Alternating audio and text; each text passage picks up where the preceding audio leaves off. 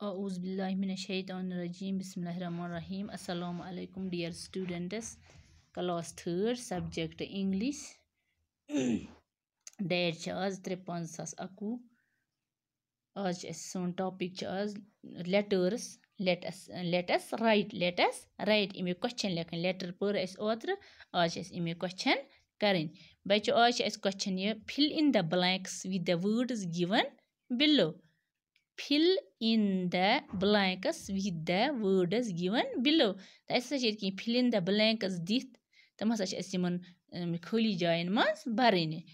Friends, child, badminton, bakes, books. Friends, child, badminton, bakes, books.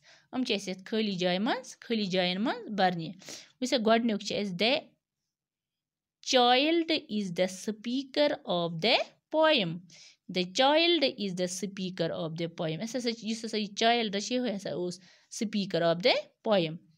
The child writes to his friends.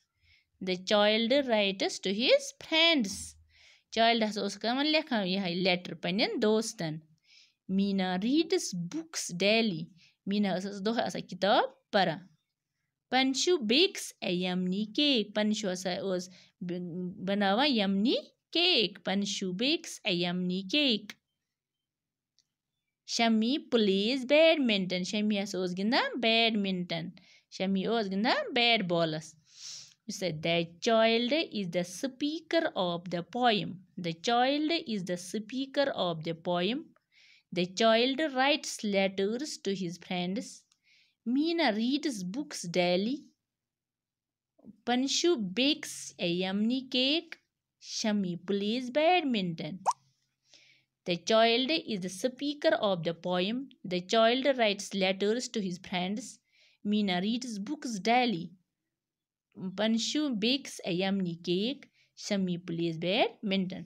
बच्चों इतकन मकलो ऐसी lesson आज letters मकलो ऐस आज मुझे इमे question करन हम लोग जो पन कॉपियन पे गैली जो पनी कॉपी पे हम बे ये कि ऐसे जो में पेज आखक लिखित हम तो जो में WhatsApp मीनिस नंबरस तो जो हम सवाल तो बूझ केम बच्चन कुस बच्चे करा हम जो मगर पनी सवाल कॉपी पे आज मकलो ऐस letters आज परो ऐस इतनी है ना thanks बच्चों.